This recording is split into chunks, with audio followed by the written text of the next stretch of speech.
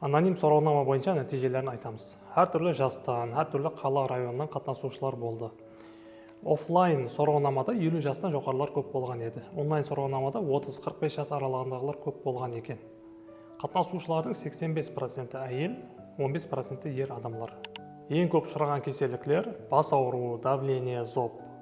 Одан кейінгі орындарда невроз, жүрек ауруы, аяқ ауруы. Одан кейінгілері әр түрлі кеселіктер түрлерін жазған екен. Қорқулар бойынша ең көп ұшырағаны белгіленгені өлімнен қорқу. Кейінгі орындарда қараңғылықтан, жақынларын жоғалтудан, жалғыздылықтан, биіктіктен қорқу, һәм басқа да әр түрлі қорқу түрлерін жазған. Шаңырақлысыз ба деген сұрауға 77% ауа деп белгілеген. 5% тұрмыс құрмаған. 12% тұрмысынан ажырасқан. 6% екінші тұрмыста екен. Кімлерге ашуыңыз яки өкпеңіз бар деген сұрауға 35-40% тұрмыс жолдасына. 15-20% ата-енесіне. Туысқандарына, ата-анасына һәм басқа да адамларға әр қайсысына 10% тарапында белгілеген екен. Жақындарыңызбен мөнәсәбәтләр қандай деген сұрауға 5 баллық системада 6% адамлар 1 балл, 9% 2 балл, 27% 3 баллды белгілеген. 21% адамлар 4 балл, 34% адамлар 5 баллды белгілеген.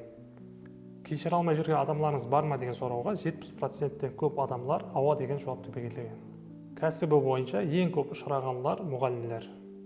Одан кейінгі орындарда саудамен шұғылданатындар. Одан кейінгісі медицинаға байланысты қызметкерлер. Һәм әр түрлі кәсіп иелері белгілеген. Енді өзінің кәсібі өзіне ұнайтындар 30-40%. Кәсібі өзіне ұнамайтындар, мәжбүрліктен істеп жүрмен дегендер 50-60% әтрапында белгілеген. Материалдық жағдай бойынша жақсы, һәм зат жетерлі дегендер 20-25% әтрапында. Орташа арасында жетіспеушілік болады дегендер 50-60%. Әрдайым жетіспеушілік болады дегендер 20% әтрапында екен. Ашуыңызды, сезімдеріңізді ашық айта аласыз ба деген сұрауға 37% адамлар ауа ашық айтамын деген. 63% адамлар ашық айта алмайды, сезімдерін, ашуларын ішінде сақлайтын екен. Ауырмасыңыздан алдын қандай уақиялар болды деген сұрауға көпшілік бөлігі қарызға кіріп түскіндікке түскенін белгілеген. Одан кейінгі орындарда жақынларын жоғалтқан, шаңырағынан тұрмысынан ажырасқан, әр түрлі келіспеушіліктер болған, һәм басқа да уақиялар жазған. Сол сауалнамадан келіп шығып айтатын болсақ, жақындарымен мөнәсәбәтлер жақсы емес. Кешіре алмай жүрген адамлары бар, материалдық жетіспеушілік көп болатұғын. Және ашуын, эмоцияларын ішінде сақлайтын адамларда ауыр кеселіктер көбірек ұшыраған. Жақындарымен мөнәсәбәтлері жақсы, эмоцияларын ішінде сақламайтын, істеп атырған жұмысы өзіне ұнайтын адамларда кеселіктер онша ұшырамаған, яки жеңіл кеселіктер болған.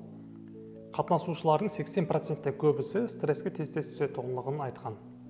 Сол сауалнамадан анықталған және бір нәрсе, материалдық жетіспеушілік көп болатын адамларда басқаларға қарағанда көбірек кеселіктер ұшыраған. Қазіргі уақытта аурулар көбейіп атырғаны себеп қылып, көпшілік экологияны айтады. Бірақ жоғарыдағы сауалнамада ауырмасыңыздан алдын қандай уақиялар болды деген жеріне әтібар қаратсаңыз, түскіндік, жетіспеушілік жағдайлар көп болғанын көресіз. Туры экологияның тәсірі болуы мүмкін, бірақ аз мұғдарда.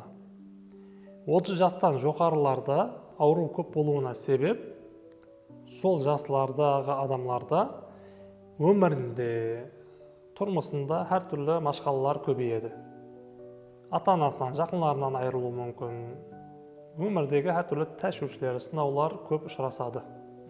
Көпшілік кеселіктердің келіп шығуы, һәм олардың емленсе де және қайталана беретіндігінің себептері туралы кейінгі видеоларда толығырақ тоқталамыз.